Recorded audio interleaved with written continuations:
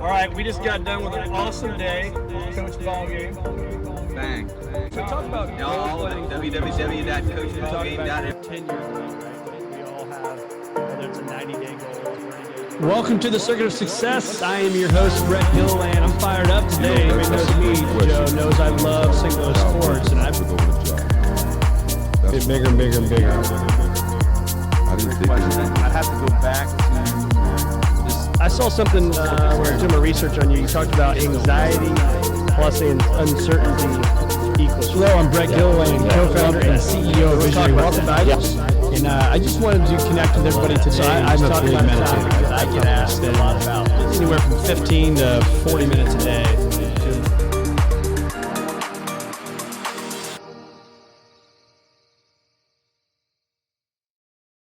Welcome to the Curcuit of Success. I am your host, Brett Gilliland. I've got Danette May with me today. Danette, how are we doing?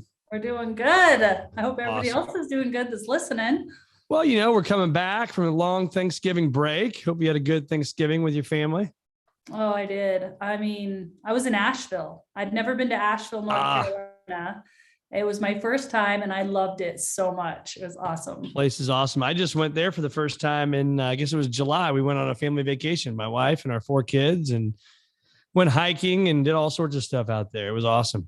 Yeah, it's beautiful. It's so fun. It is. I guess the leaves probably just missed the leaves changing there, didn't you? Or totally. We did. We totally missed it, but I was still surprised how pretty it was. It feels like its own sort of jungle. I was like, I got to come back in the summer. Yes, absolutely. And you're in Colorado right now, right? So you're close to the mountains? Yep. Right. Literally surrounded by mountains right now. If I show you would only see a 360-degree view of mountains right now. It's amazing. That's incredible. Awesome. Well, it's a beautiful spot of the country. So, we could talk about that all day, but we are here to talk about Danette May. You are the co-founder and CCO of Mindful Health LLC and Earth Echo Foods, which we'll talk about, and a best-selling author, which is also 2-time best-selling author, right? Yeah. That's awesome. And your latest book, Embrace Abundance, is out now, and you are a fitness and nutrition expert, a speaker, high-level executive coach, entrepreneur, wife, mother, all sorts of stuff. So like we do on every show, Danette, I always like to start with kind of what's made you the woman you are today. I always say everybody's got a story, and that story is probably what drives you today. So maybe you can share a little bit of what made you the woman you are today. I love that you asked this question because, have you heard the motto self-made, like self-made millionaire or self-made this or whatnot? And I'm like, no one's self-made. Like no. There are fragments of the trauma from the highs, the lows, what we would label the goods and the bad. And I'm another one of those. So, what made me is obviously a lot of what my upbringing was, but I feel that, and what my creator has created within me. But, I think that what I would like to share with people is it's my lowest moments that actually I feel have been the catapult to becoming the person I am today. And it was in my refiner's fire that I was sifted to the character I am today and who I show up to be today, that I know without all my lows, probably wouldn't even be hearing me on your podcast. Yeah. So I'm really grateful for those lows. Yeah. And you mind, I know there's a story that you shared, I know from your website and things like that. Is that something you're open to sharing and kind of tell us that backstory and how you really kind of pulled yourself out from the ashes along, like you said, with a lot of great people, but share a little bit more of that if you can. Yeah. There was a time, and this was after I'd had my first child, where I was living this existence of not listening to my intuition. My life wasn't terrible. My health wasn't terrible. My marriage wasn't even terrible. I just was really good at kind of living into the paradigms that people had placed on me around what I should believe, what steps I should be taking, who I should be, how I should dress, how I show up in the world. And by doing that, I was turning off the parts of me that were whispering to me that I was being asked for more. And I was just getting really good at it because I wanted to live into that box and that paradigm, because I wasn't super happy in my relationship, but I wasn't married to a bad person. I just was married to someone that my soul was like wanting to clamor to get out. Right. And I had my first daughter. I get pregnant with my second child, which is going to be a boy, which I was so excited because I've been raised with 4 brothers. I have no sisters. I was like, I know how to raise boys. Like, this is going to be good. What happened one day is I was having a rare moment where it was quiet in the house. And I remember I was sitting in this rocking chair and I was like wiggling my belly just to kind of get him to move and just having that moment. And I couldn't get him to move. And I had this intuition that something was wrong. But instead of listening to that intuition, and I've reflected on it since then, I think the thing is that if I chose to listen to my intuition then, that would mean that I would need to listen to it always. I would need to look at my relationships, my friends, the way I was showing up, the religious practices I had, all the things that I wanted to just put into a box and not listen to my intuition on. And so I got up and got busy and did the dishes.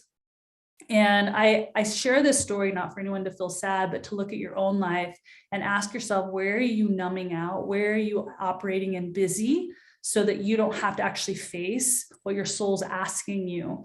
Maybe it's an intuition around your health. Maybe it's an intuition around something that's going on in your relationship, where you're living, the job you're having, but you're just staying in your busyness, right? So that's what I did. And I was taken to the hospital that night and I ended up having my son at that time and he'd passed on. And this passing of my son brought me into new territory. It brought me into this space of depression, guilt, shame, questioning everything in my life, but it also brought a gift of him passing on so that I could wake up, because I started to wake up. Yeah, because what happens when you hit rock bottom, which is a beautiful gift, is that you start to kind of not care about all the things you're trying to mask. You start not caring about this persona that you're trying to hold on to, right? You just let it all go. You don't care anymore. That was a gift for me. And so this unraveled to many more rock bottoms, which naturally happens in life.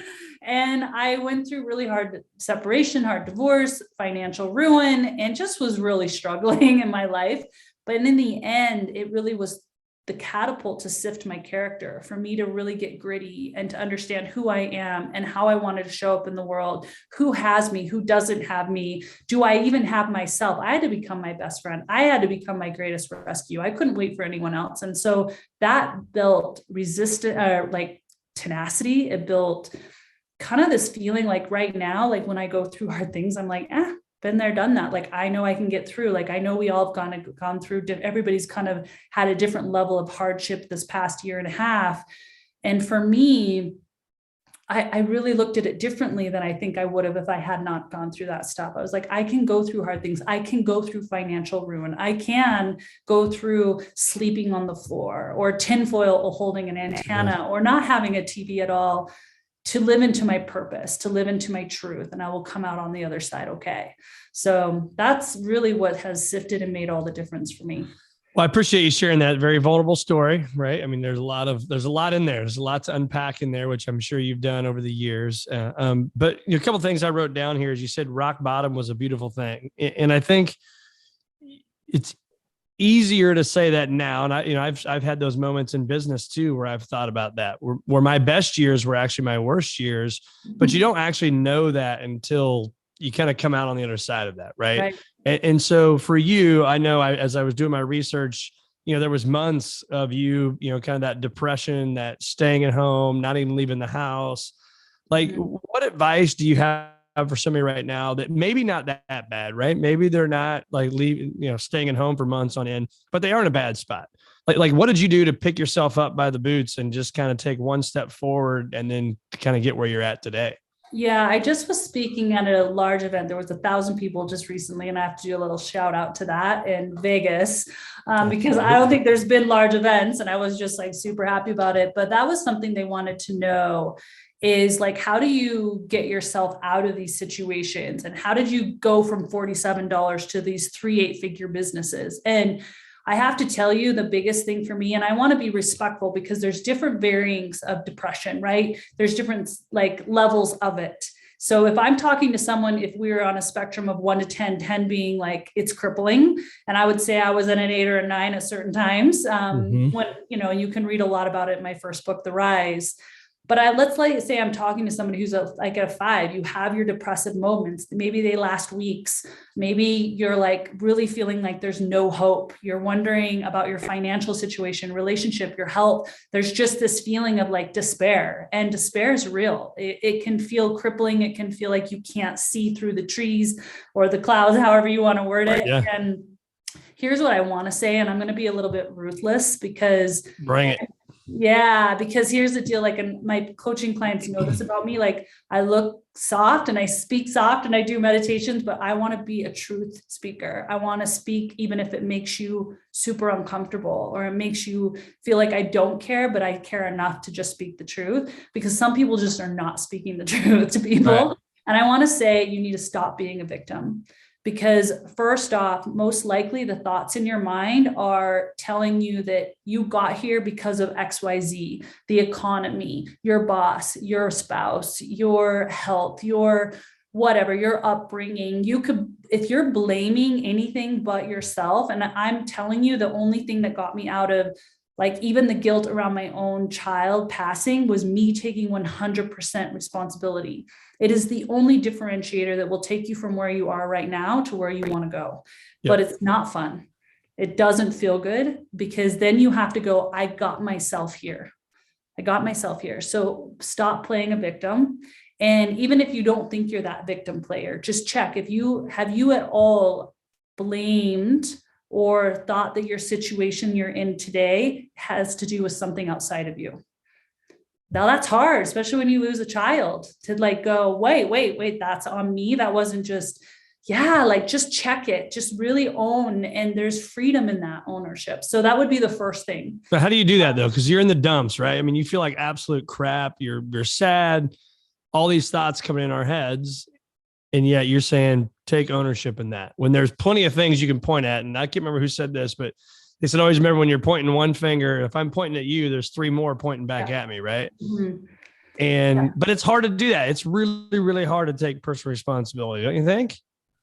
Yeah. I think that life, we can decide if it's going to be hard, or if we can decide. It's all the stories in our minds. So you can walk around and go, this is really hard for me to look at myself and take responsibility. Yeah.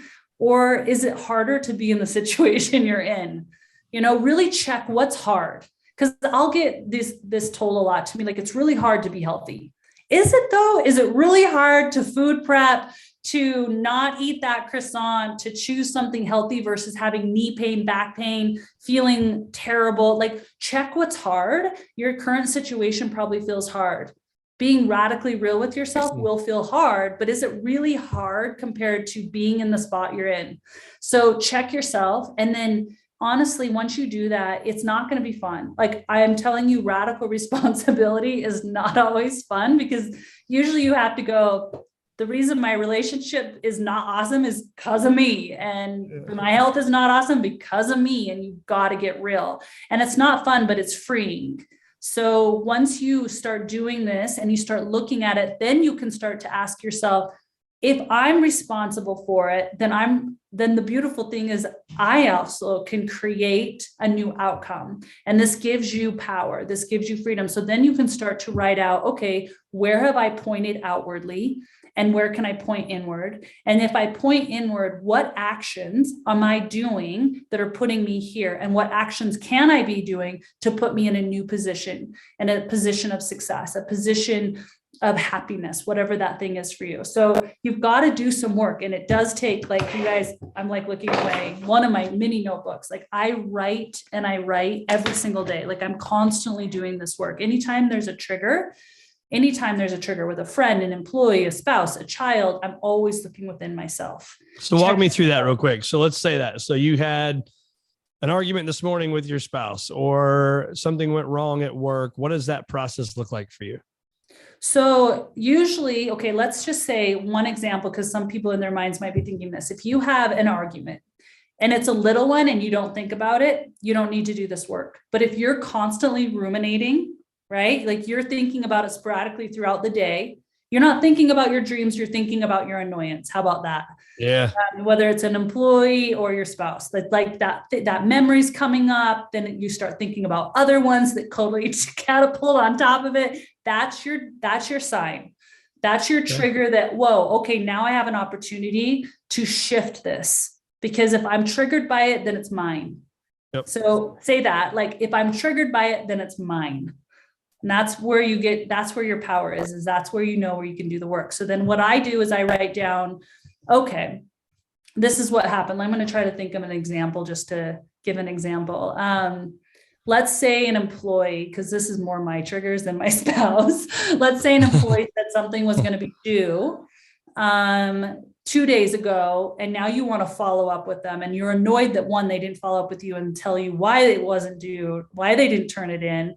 And two, you just start thinking about feeling deceived by employees, or if they're not going to get it done, and where's their work ethic and where's their communication, blah, blah, blah.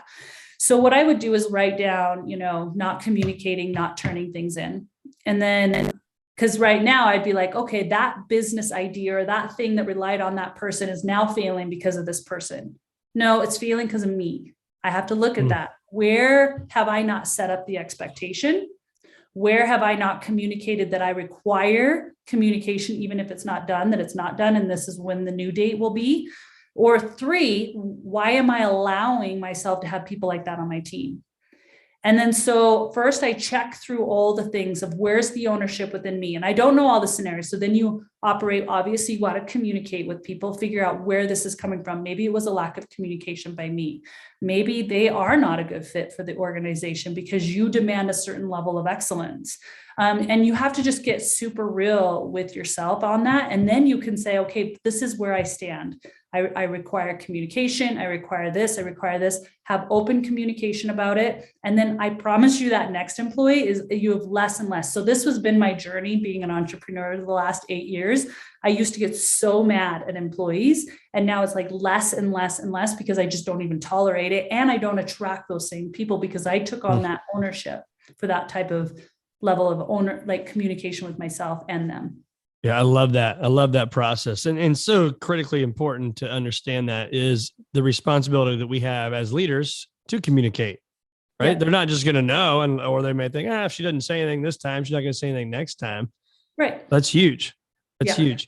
So I love, I also in my research, it says conquer fear, find hope, and manifest your dream life. So how do we do that? Let's break those down into the three different things. So conquer fear. And before you go on to that, I always ask people, how many of the fears you've put in your mind, Danette, being an entrepreneur, leader, a business owner, all those things, how many of the fears you put in your mind have actually blown up to the magnitude you put them in your mind to be? The fears that I put in my mind, have they blown up to be bigger fears? Is that what you're asking? Yeah. Of course. What you focus on expands. This is very scientific. Absolutely. But also I think we put them in our minds, but they never, in my opinion, in my experience, they never actually get to that magnitude. We put them in there to be, right. They're rarely are they ever that big. Yeah, that's true. For some people that are big dreamers, that can be used against them or for them. Like if you're a really big dreamer and you can like imagine things, sometimes you can imagine the worst. Like that's even just like not even going to happen, but you're going down that route and you're just losing grip of almost reality. You get caught in this fear loop, but you also need to recognize that that's you have this wonderful gift to flip it to an imagination of greatness, to really seeing things in a really beautiful, beautiful way that other people have a hard time seeing and imagining. And so you get to flip that. So that I just want to offer that to somebody who tends to go down that route, that it's actually can be a gift if used correctly, so that you can actually see beautiful things that other people just can't even imagine for your dreams. So conquer fear. When I say conquer fear, fear shows up in many, many ways. It shows up in procrastination. It shows up in victimhood, which we just talked about. It shows up in being the person who talks the talk, but doesn't walk the walk. Always sharing overly, right? You see this in people that are sharing their dreams and they're sharing all these things, but you're like, I haven't really seen any of the fruits of this dream. Right. Just check those actions within yourself. There's all different kinds of forms of fear. But ultimately, if you have something that's beating in your heart, something that you want to experience or create, and it hasn't come and you're not on the path to it, then there's a fear thread that's holding you. So when I say conquer fear, that's once again being very real with yourself to go, what is that thread?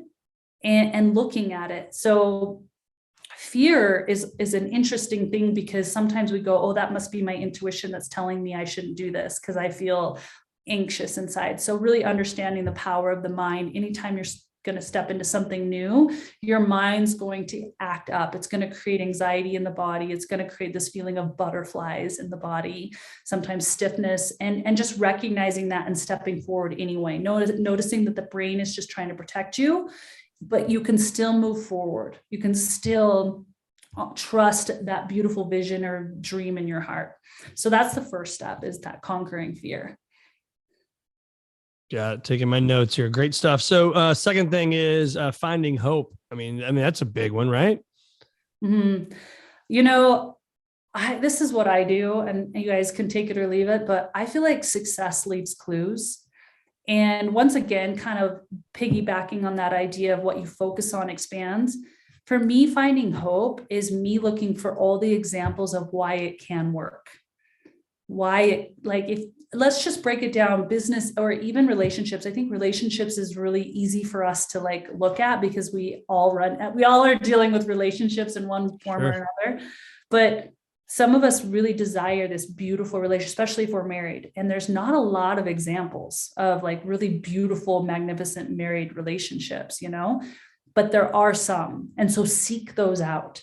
Seek for the good that you're trying to emulate, whether that's in business or whether that's in relationships, people that are healthy, ask them, what do they do? Start emulating it. Success leaves clues in all departments. So that to me is what builds hope, is knowing that I'm connected to every person and everything. And if I am, then their success story is mine. Their path that has been a proven path could be mine. I just need to walk the steps. I love that too. You said, success leaves clues. I 100% agree with that. But I took from that is study great businesses, study great marriages. I mean, we do all this work on certain things, right? Why are we not studying those things? Harder to find, like you said. And then the last one, you said, manifest your dream life. Talk to us about that. Yeah. So something that I do every single day is I do work towards the vision that I have that has not yet made fruition in the 3D.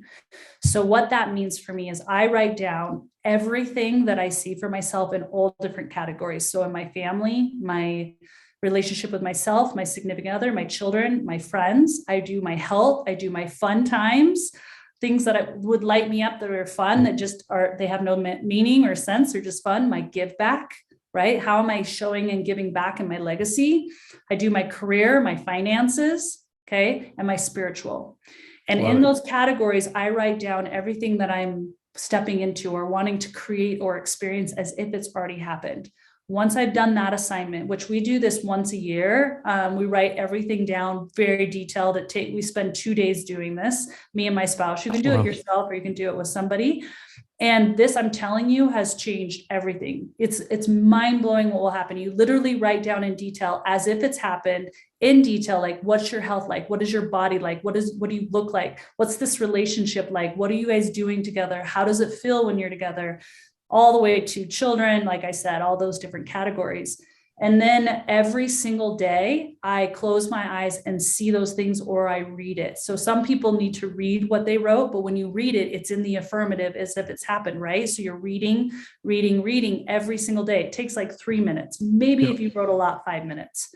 That's nothing for planting that subconscious belief. And that's what I mean by manifest your dream life.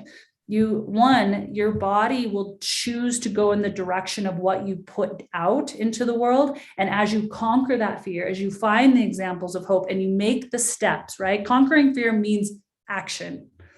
Conquering fear doesn't mean sitting still. Conquering fear is action.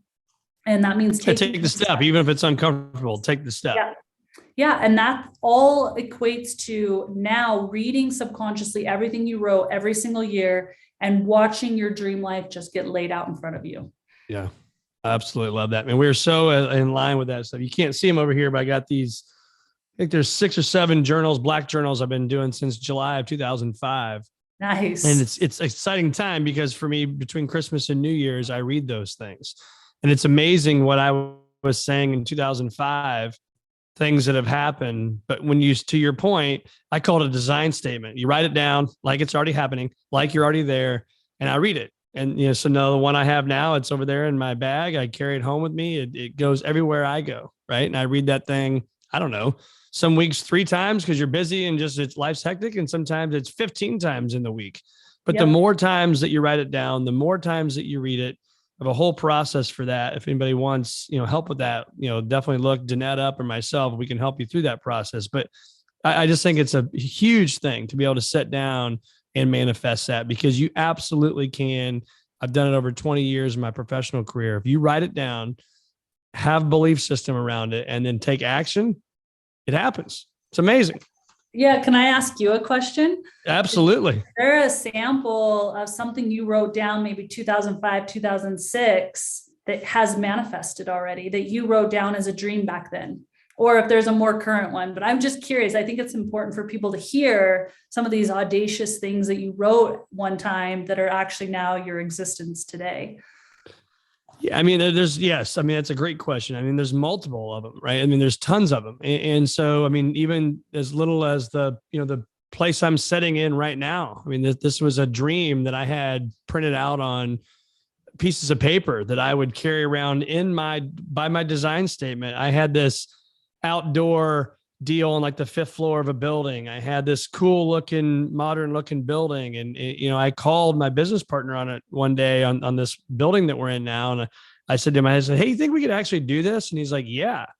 And I'm like, really? And then it just becomes this thing, right? And then this thing becomes a floor plan. Then it becomes oh my gosh, let's get people to lease it and we'll fill it up. And now here we are, right? But those things didn't just start with like a pipe dream of like, oh, let's just make it happen. And then tomorrow it happens. It was years of thinking about that. Yeah. We have an office in Edwardsville, Illinois, 30 minutes from here. I love that community. It's where I grew up, but I was living over here and I had this dream of like working a few minutes away from my house versus driving 30 minutes every day. And now here we are, right? But it is, to your point, it's manifesting that. And I don't say that arrogantly, like, oh, look, you just write it down and it happens. But quite frankly, it does. And you got to get the right people around you then to make stuff happen. Yeah, I love that. That's so cool. But that's how it works. That's how it Absolutely. works. Absolutely. So tell us about this book. You've got your new book, Embrace Abundance. Tell me about that. Yeah, this book, fascinating. So Hay House had called me it was December before, so just end of December 2019 before 2020 hit. And they were like, we want you to write another book. Do you know what you want to write on? And I was like, I don't. I'm like, I have a lot of different ideas. And I sat down with this beautiful woman who works with Hay House Publishing. And she said, Danette, I feel like the world really would love to know how you went from $47 to these businesses, divorced to live in this amazing relationship, no friends to these friends, actually looking younger than you did when 10 years ago. Yeah.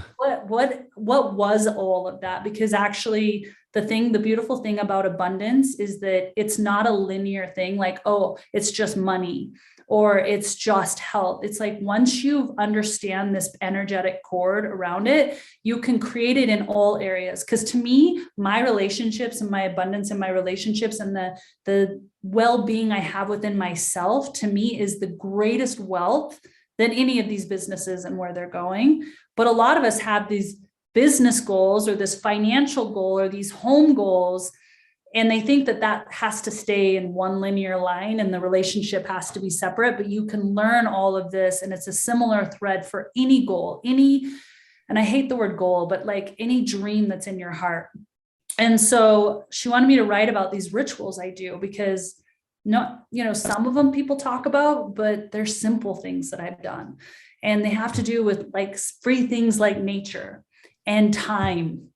And so I literally created a book where it's like small nuggets of stories showing someone else's story, my story, and then the simple action steps you can do to start seeing the abundance. So if you're kind of like a hard believer, you'll start to see the abundance within a day, or see that thing start and you'll go, oh, I understand what this thread is. I understand what this energy is.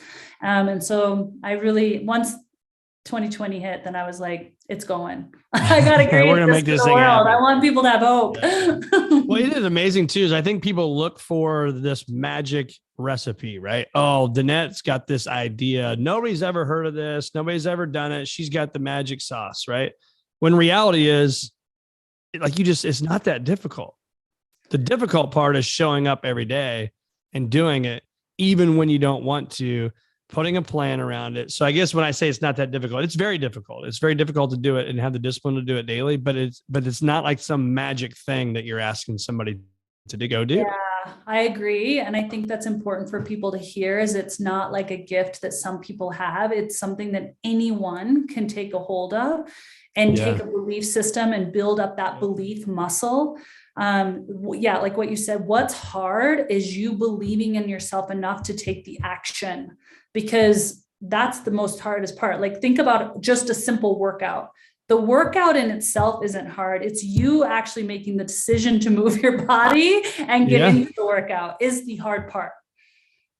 So it's 100%. Yeah. The action part I always connect with, because the circuits of success, hence the name of the show here, is attitude, your belief system, your actions ultimately get your results.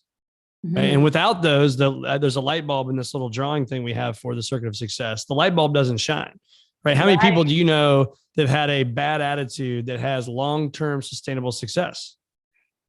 None, right? How many people do you know that don't have a belief system, like to their core? There are things that you know, that you believe, that we could argue all day around it, and you just know to yourself, like, you have a belief system, right? How many people do you know that don't have a belief system to their core that have been successful long-term? None. Yeah. And then to your point earlier, if we don't take action, how many people have had long-term sustainable success? And I always say that long-term sustainable success, you're not looking for this short-term one-hit wonder type person. You can't do that in the real world, right? Yep. And so we want that. So you got to have your attitude. You got to have a belief system. You got to take action. Then the results show up. Yes. It's so true. It's so true. And on the flip coin, I have this girlfriend who's starting this new business, and I know her character, and the business feels tough. Like, I'm like, dang, I don't even know if I'd step into this business. Like, from all the angles, it just isn't going to be an easy, smooth ride, because it's been saturated, right? But here's what I know. She has a belief. She has action. She'll still find a way to make her way in this market and be successful. She might work a little harder. Her belief will have to be deeper, but she'll do it. And that's what I want to say, is like, you can still create something where everybody would be like, I don't know about that one. Yeah. If you still hold on to those traits, you will still be successful. She may not be the biggest product out there, but she will definitely be having some money and some connections and some good times from it. Yeah. When you look back on the success you've had, do you have that defining moment where you were like, oh, like this switch just flipped? Like, you can almost even go back to that day when something happened? What do you mean? Like, where I knew it was going to be successful? Yeah. Or? Yeah. Like, there's that moment where you're like, oh crap. Okay. I think this thing will work. Right. I've had a couple, and this is going to be hard for people to, understand. And I don't know how to explain it, and I'm going to try to get to it. So when I was on a quest to understand about intuition and where I had blocked it off. And so I've been on this quest to really understand my intuition and how it shows up. And one of the moments was, I had this idea. No one knew who Danette May was. I had this whole dream. I had like maybe 150 followers on Facebook who were friends from high school, right? Acquaintance of their friends. Didn't know how to even really post. I was the girl that looked at Facebook, but didn't know how to post. So I knew nothing about marketing, but I knew marketing was a key component to these dreams in my heart, that I had idea and I could bring this idea to the world if I had a marketer. So I would meditate on finding somebody who could be this marketer who would see my vision and want to partner with me. Literally, this is what I dreamed on. And I was looking at who was trending on Twitter. I didn't even have a Twitter account. What would make me look for a trender on Twitter? I have no idea, but it's like those nuggets that are weird that just come to you where you're like, I'm going to see Yeah. it's almost like an internal knowing. And this is when I know I'm bang on the money. And it's happened other times because I'll get kind of like, sometimes I get a little bit of a goosebump on my body.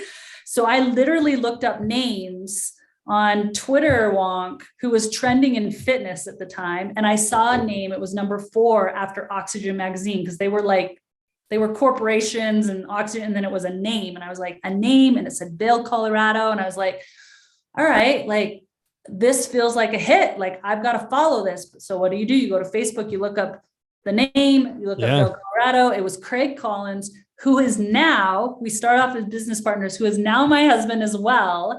Oh my gosh. I had full goosebumps. I used all my money to drive out to Vail to meet him because I was honoring this hit, this knowing that's in me now that I now can tune into. Because when we started Earth Echo Foods, like my team was like, we started with Cacao Bliss for a whole 2 years. I would go out in nature and I would get the goosebumps. I was like, I'm supposed to bring this product out to the world. And they would be like, Danette, we can't go off your intuition. We have never done a fulfillment center. We don't have attorneys. We don't even know what we're doing. And I was like, we've got to go. Trust me.